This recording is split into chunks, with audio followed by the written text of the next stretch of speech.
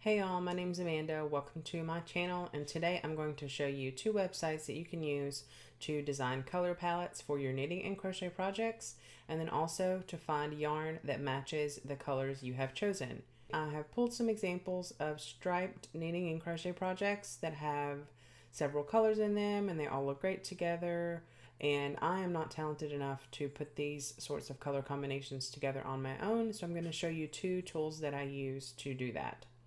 Okay, so the first website I go to is coolers.co, and I will post links to everything that I mention in the description box below.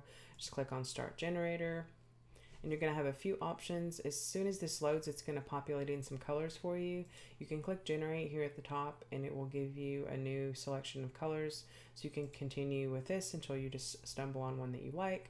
Or you also have the option here, if you click on Pick Colors from Image, it's going to allow you to either upload an image or choose a URL for the image you'd like to choose colors from. That's what I'm going to do in this example. Just click OK. And it will pull colors from the photograph or whatever. It doesn't have to be a photo, whatever the image is. Automatically, you can click Auto and it will select different colors. So if you find a group that you like, or if you want, you can choose to change one of these. So maybe I don't want the orange, we would like to have a different color there. Maybe I want a different color here. So once you have the colors that you like, you just click OK, and it's going to put these here on the screen for you. There are different buttons on each color. This alternative shades, it's going to allow you to go maybe lighter or darker. You can use the drag button to rearrange these. Adjust will let you change the saturation, the brightness. And you can also lock a color if you want to not accidentally change it once you've chosen one that you want to keep. You can go up here and undo or redo steps that you've just taken. This allows you to choose alternative shades all the way across the screen like that. And then this one will allow you to adjust the entire palette at once.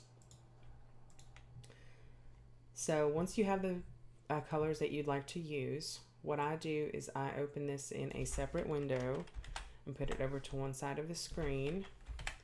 And then on the other side, I go to this website, which is on Lovecrafts, and it allows you to choose yarn by color. So let's say I want to start with this pink color, and I'd like to choose a yarn that is this pink color.